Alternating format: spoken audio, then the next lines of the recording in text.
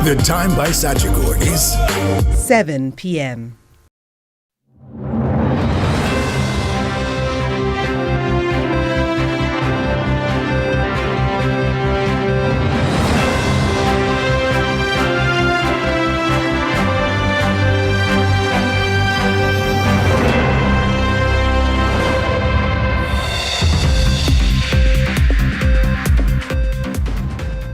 Tonight in CVM News at 7, death on duty. NSWMA worker speaks out after cousins killed. Flexi-work, public sector making arrangements.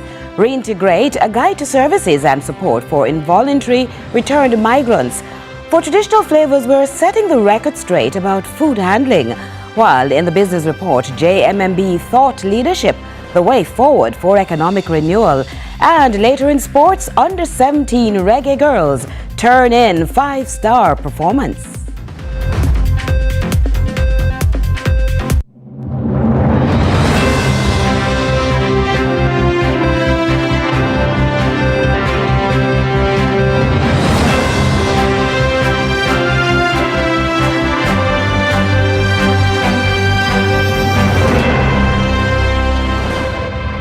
Hello from Kingston, Jamaica. This is CVM News at 7 for Friday, January 30, 2026. I'm Caroline Brown. Thanks so much for joining us. I can't eat, I can't sleep. Chilling words from an employee of the National Solid Waste Management Authority, the NSWMA, whose relative, also an NSWMA worker, died earlier this week, electrocuted on the job. The man who witnessed the fatal incident is now speaking out against what he describes as poor treatment of workers by senior officials within the organization. And as Amoy Harriet now reports, the NSWMA has responded. Time of death, 7 minutes after 7.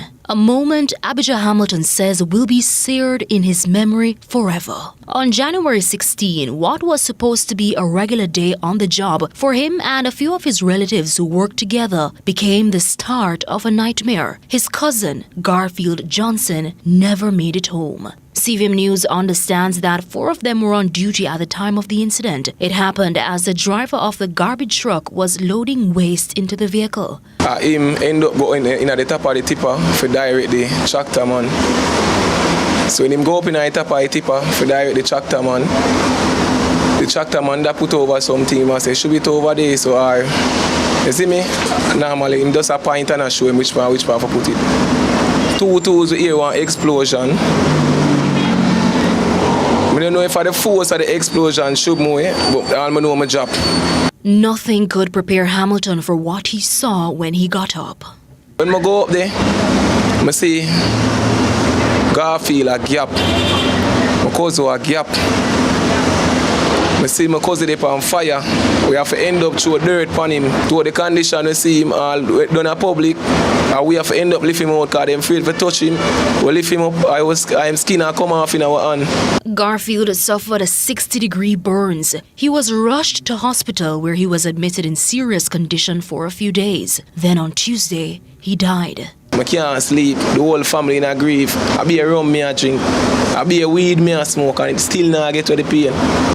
Now, CVM News reported on Wednesday that employees of MPM Waste Management Limited, which is the arm of the NSWMA responsible for Kingston, St. Andrew, St. Thomas and St. Catherine, along with members of Johnson's family, staged a protest outside the organization's offices, raising concerns about workplace safety and what they describe as a lack of communication and support from the company following the incident. Hamilton says the protest reflects long-standing concerns about how management treats workers. Well, I saw enough local thing going on. You see those shows, some people down there, them like to keep things under carpet because them afraid to lose them job and this and that, because that's the first thing they bring to you, you know. You will lose your job and that them ever tell the people them with. And remember say, you know, people have them picking for feed and nobody not better for do. Out there, we are juggle, and if you can see, say we hustle our money more time out on the road and thing. And I like my job. I like my job, you get me? But at the way of them treat people, some of the bigger heads, them doing business about sanitation, the work of them. But Executive Director of the NSWMA, Audley Gordon, is dismissing the claims, insisting management has provided support and taken all necessary steps to ensure worker safety. You will see in moments like these, or you will hear also, outbursts which are not necessarily reflective of the reality. For example, you will not hear the staff tell you how much member of the executive visit the hospital. I can tell you that almost every internal director of the agency visited Garfield Johnson in hospital, including myself. Also, a grief counseling was arranged and in fact took place at the MPM's office. Amoy Harriet for CVM News. Thursday's launch of flexible work arrangements in the public sector was more than a turning point.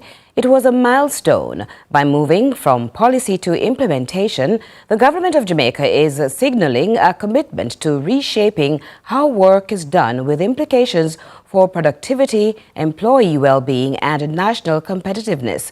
Crystal Williams explains. In 2014, Jamaica introduced the Employment Flexible Work Arrangements Miscellaneous Provisions Act. According to Minister responsible for Efficiency, Innovation and Digital Transformation, Audrey Marks, this law strikes a careful and necessary balance supporting worker well-being while maintaining service standards and organizational performance. This law involves options which includes the staggered working hours, hybrid work, telecommuting, compressed work week, and banking of hours. A workforce that is healthier, more engaged, and more motivated is better positioned to deliver high-quality public services. Productivity is driven by outcomes, not just physical presence. She lauds the initiative of the Jamaica Confederation of Trade Unions and encourages them to continue to advocate for the country's workforce. It's not very often you have initiatives coming from the trade unions and being endorsed immediately by the government. Sometimes they take a work in progress, but this one I think had immediate endorsement, so we are very happy for that. And I want to encourage you in the trade union to continue looking at ways that we can do more to enhance worker welfare while building productivity for the country. The minister also highlighted the advantages of this implementation to employers and those in management. For the government as an employer, flexible work arrangements enhances our ability to attract and retain talent, improve staff morale, and optimize the use of public resources. It also allows ministries, departments, and agencies to optimize use of physical and human resources while maintaining or improving productivity, efficiency. Importantly, this initiative complements other key public sector transformation program reforms, including digital government initiatives, the use of shared services, and the modernization of business processes. Crystal Williams reporting for CVM News. The proposed amendments to the Criminal Records Rehabilitation of Offenders Act are now one step away from being law after it was approved in the Senate on Friday. Now, the controversial bill would allow for the removal of certain convictions from a person's criminal record after a rehabilitation period, potentially reshaping who gets a second chance under the law. More details from Amoy Harriet.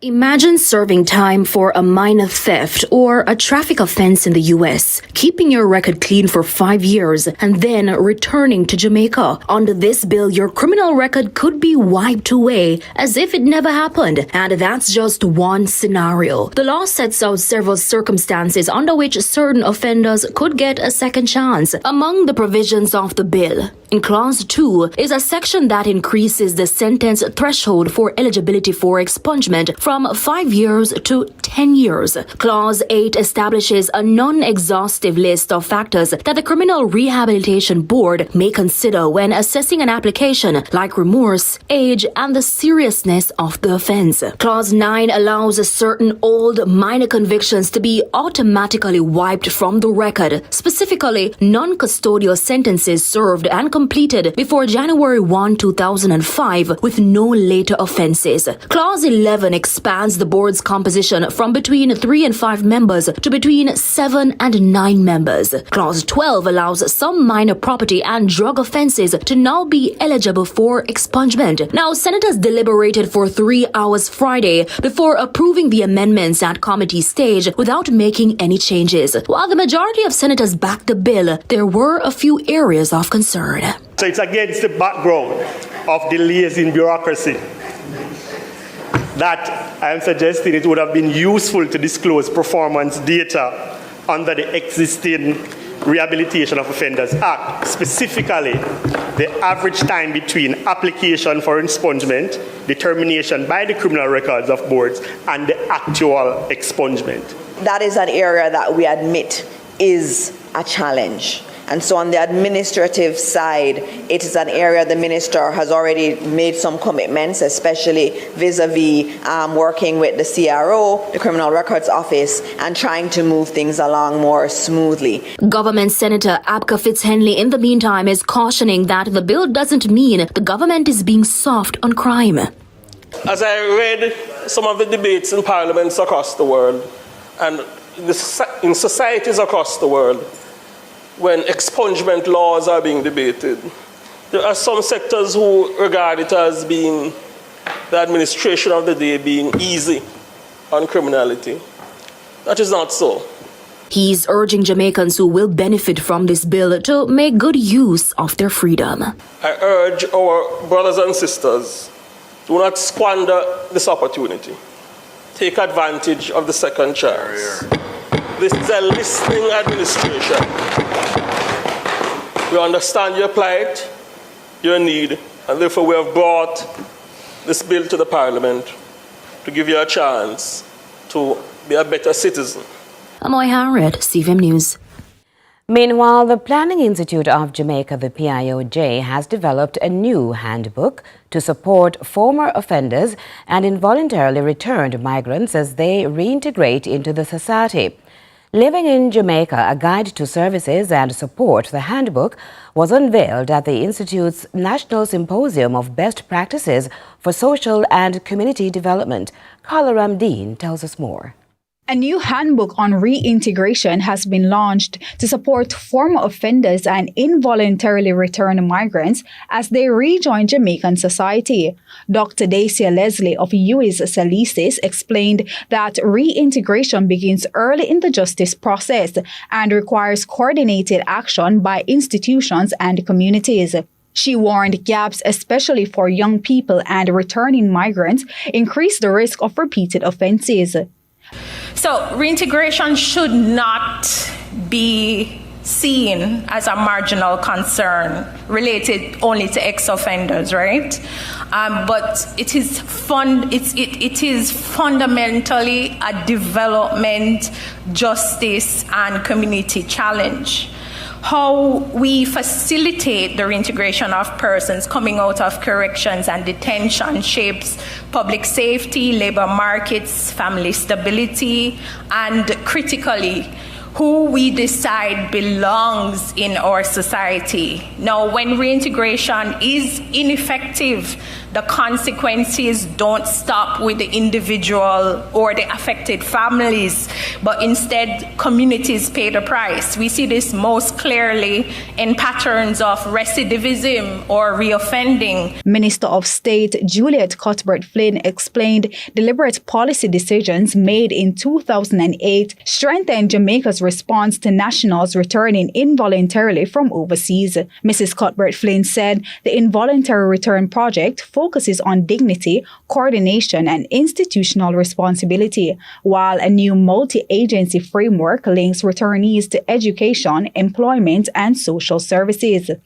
Through the Jamaica Reducing or Reoffending Action Plan and the Reintegration and Rehabilitation Program, supported by partners such as the United Kingdom, United Nations Development Program, and several NGOs, we strengthened our systems for reception, temporary accommodation, family reunification, and access to economic and social services. Dr. Leslie is calling for a whole-of-society approach, stressing that reintegration affects public safety, family stability, and Jamaica's economic growth. So indeed, how Jamaican society facilitates the reintegration of persons formerly in conflict with the law determines whether punishment ends at release or whether costs are transferred indefinitely to families, communities, and the Jamaican state. So the key message the key messages are clear. Reintegration outcomes do not stop at the individual, and I'm sure we can all agree on that. Carla Ramdeen, CVM News. CVM News at 7 continues in a moment.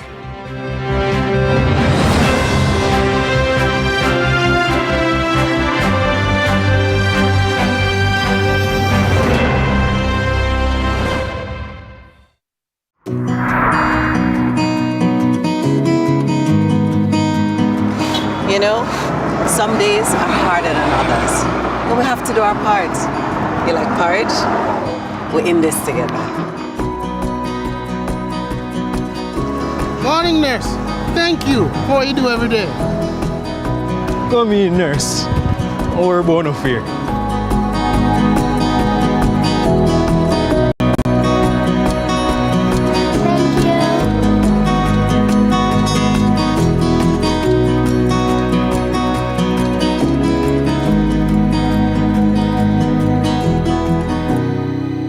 In this together. Do you recognize the signs of dengue?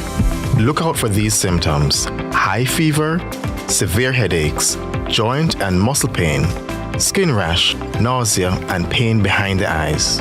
If you experience these symptoms, rest, stay hydrated, and take paracetamol for pain relief. If symptoms persist beyond 3 days or worsen, such as persistent vomiting, severe abdominal pain, or difficulty breathing, seek medical attention immediately. Early treatment can save lives. Know the signs, act fast, together we can beat dengue. This message is brought to you by the Ministry of Health and Wellness and PAHO.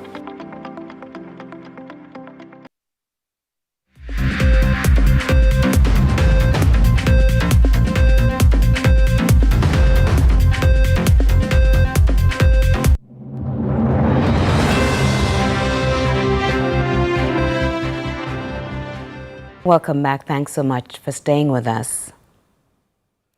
The government says its new social housing program is designed to ensure no Jamaican lives below a basic standard, even when they cannot afford a house on their own. Speaking at the handover of multi-family units on Brooks Level Road in Stony Hill, Prime Minister Dr. Andrew Holness says social housing is a public good funded by taxpayers.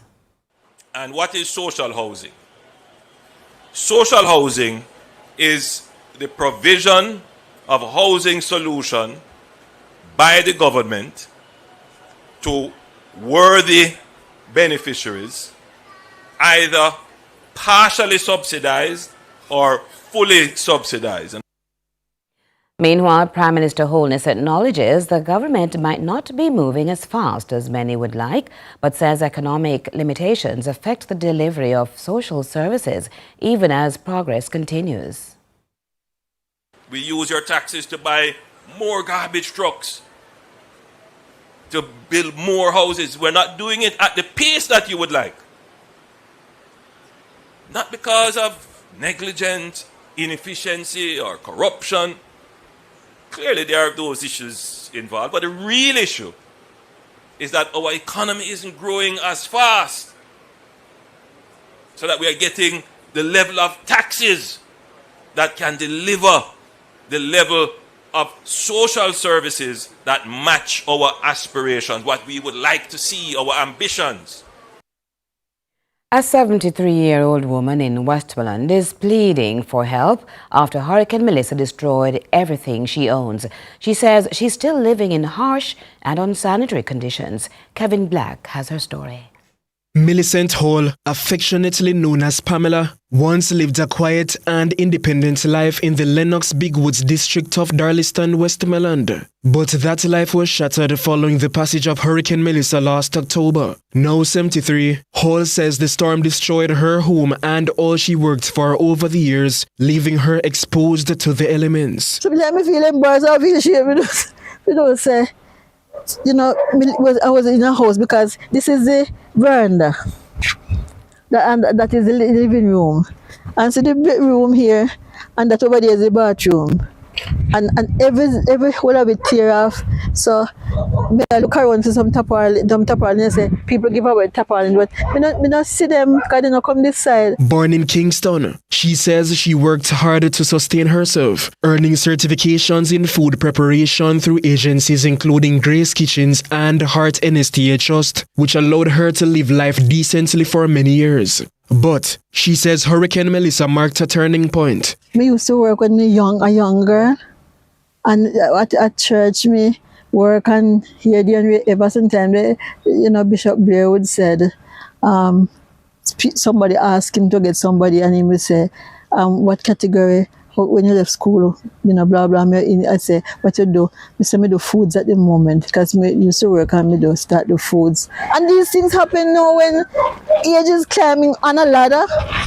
Who's gonna employ you? The only thing me think of, me say, maybe if we could get some money and go back to the market, but go back to the market again is going to be harassing. Today, Hall is forced to live partially out in the open, using a tarpaulin as her only form of shelter from the sun and the rain. Items salvaged from the hurricane remain scattered outside, exposed to further damage. She says help has been minimal since the disaster. See the door there? And in that little corner there, that's where me cringe up and hide. And me take one clothes basket cover and put over my head and say, and then me could have run through this and go to that house. When me just take off with. I don't know. It's not easy. Hall says she's hopeful that her appeal will reach someone willing to assist as she struggles to survive months after the storm's devastation. Kevin Black reporting for CVM News. We now go to regional and international news. We start with news from the region. St. Lucia is racing against the clock. The island is now the first in the Caribbean to finalize a loss and damage plan to fund recovery from irreversible climate impacts. With a global fund accepting multi-million-dollar proposals, officials are rushing to complete the strategy by early February to meet a critical end of June deadline. We hear more from DBS TV. Officials say this plan aims to address the irreversible impacts of severe weather events and climate change that can no longer be prevented. We are looking way beyond adaptation in this case. We are looking for when we no longer have either the human resources or even financial constraints to adapt precursively to the impacts. Further afield, amidst the recent uproar surrounding a new deal between US and Iran, the Ukraine president says the next stage of peace talks with Russia and the US this weekend could be delayed. It comes as US President Donald Trump says that Russia has agreed to hold off with attacks on Ukraine's capital during an extraordinary cold spell. More from the BBC News. So, be that as it may, we do need this sort of ceasefire, but I'm just not sure what the result, what the usefulness it will have for us for just a week-long sort of ceasefire. We need this, for the rest of the winter, and on that score, I have very serious doubts that Vladimir Putin wants that because he knows that he's not achieving his military goals in the battlefield. So this is part and parcel. The strikes against civilian infrastructure is part and parcel of his strategy to try to bring Ukraine to its knees. Meanwhile, the issue of police brutality in France has been thrust into focus after a 35-year-old Mauritian died in police custody. His family is demanding justice and an independent investigation into his death. Their lawyer says the case is another example of police violence in the country. Al Jazeera has the details. French police officers can be seen punching and restraining El Hassan Diarra on the ground outside the building where he lived in Paris in a video filmed by an eyewitness. The 35-year-old Mauritanian man was arrested. Soon after, he died. Police say he suffered a heart attack in custody, but his cousin Moussa, who shared a room with him, says he believes his violent arrest caused his death. They killed him. The blood, the way they beat him. I think he died right away there, not at the police station. There must be justice. And that's it for regional and international news. I'm Akim Art.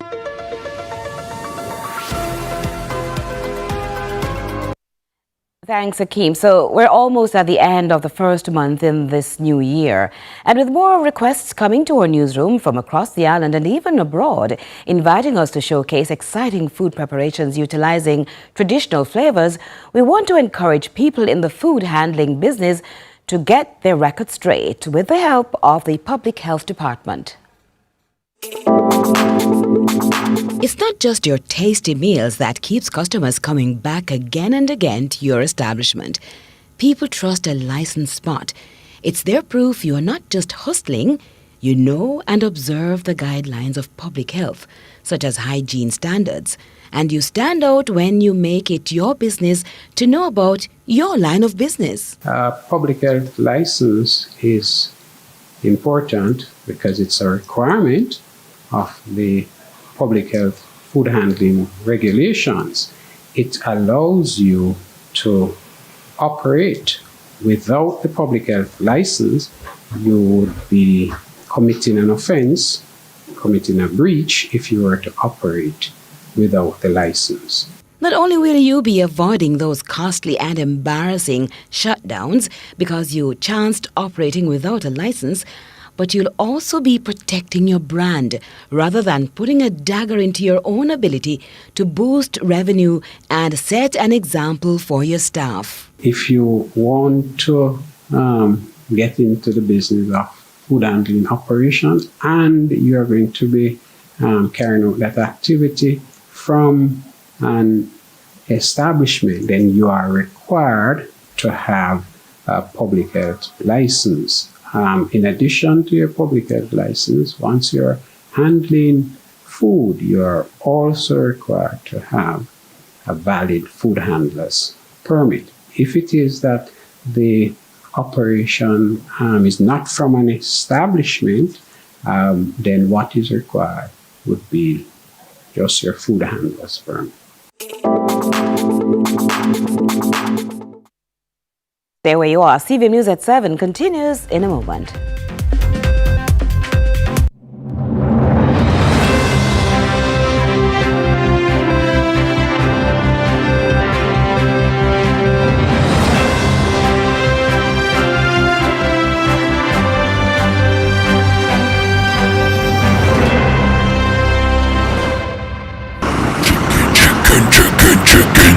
Chicken, mega deal, super chicken, mega deal.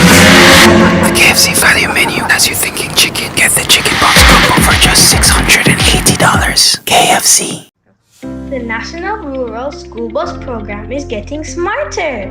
With your child's student ID card, parents receive real-time notifications every time they board or exit the bus. Each card is unique and securely linked to the Ministry of Education, Skills, Youth, and Information database. Tap on, tap off, and parents stay updated instantly. So, how do you register? Number 1, visit jamaica-district.mysmartterm.com/bus-portal/registration. Number 2, enter your child's details. Number 3, upload supporting documents. Number 4, submit your application. It's that easy. Safer, smarter, more secure. Register today and ride with peace of mind. Chicken, mega deal, super chicken, mega deal. The KFC value menu has you thinking chicken. Get the chicken box combo for just $680. KFC. Education is the greatest equalizer. It sets everybody on the same footing if you get that opportunity. So what happens when a child is not in school? It sets them back. So guess what? we have to raise over $150 million through the Sigma Run to make sure that we rebuild damaged schools in the West so our kids can get back to school, to learn, socialize, and to become their best selves.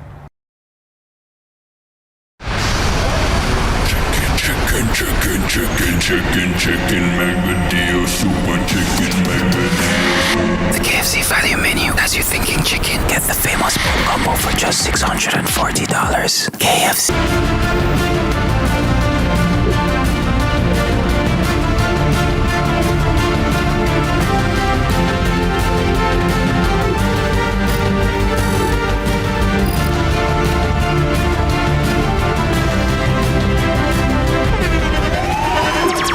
The internationally acclaimed On Stage with Winford Williams. At a new time, Saturdays at 8 p.m. on CVM TV. So much more than entertainment. Chicken, mega deal, super chicken, mega deal. The KFC value menu has you thinking chicken. Get the famous pork combo for just $640. KFC. The KFC value menu has you thinking chicken. Get the famous pork combo for just $640. The time by KFC is 7th.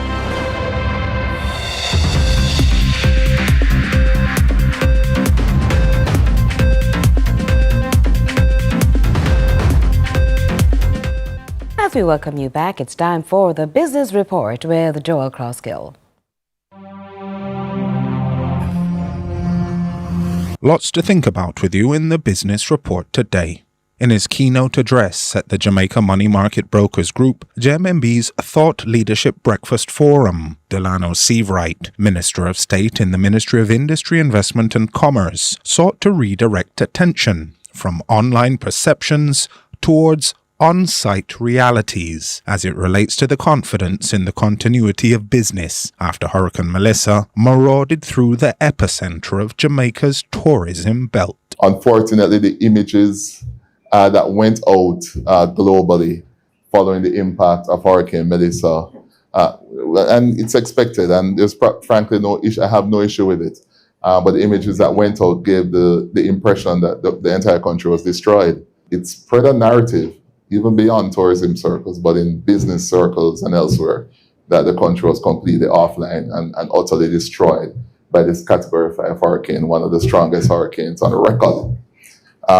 So we were delighted at the fact that Moody's and other critical rating agencies like S&P and Fitch, essentially reaffirmed Jamaica's ratings with stable outlook. So it was important to get out into the international market.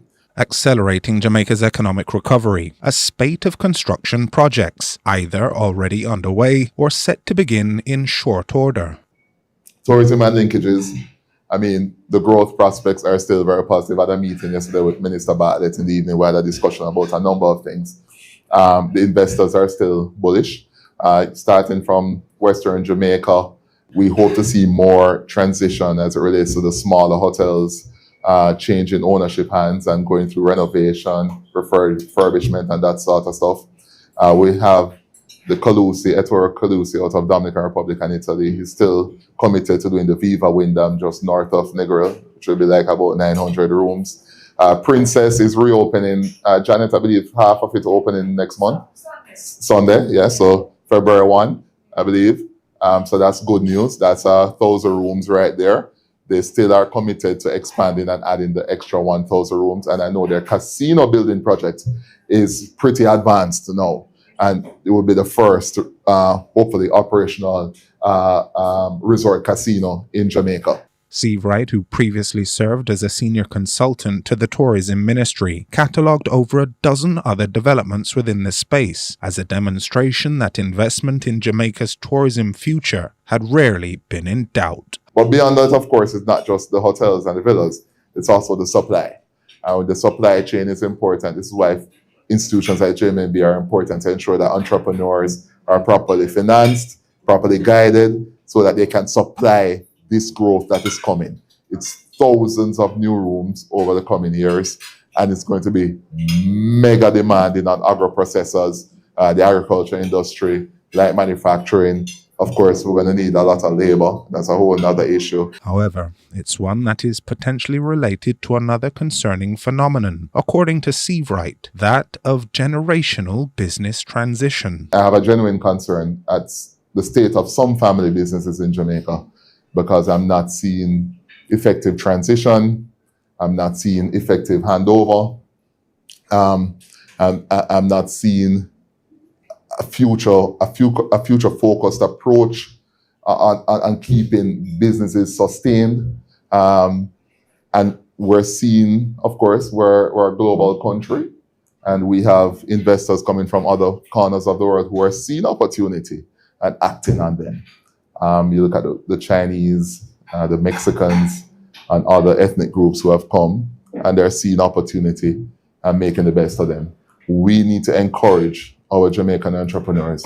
The forum was held under the theme, The Way Forward, Economic Renewal, Business Confidence, and Growth Opportunities, a concept he considers aspirational for all Jamaicans. Jamaica is anchored by an Aspire agenda, and it's, in essence, it's a strategic framework focused on access, S is for security, P is for prosperity, I, of course, is integrity, R is for resilience, which is really coming out now, given the devastating impact of this Category 5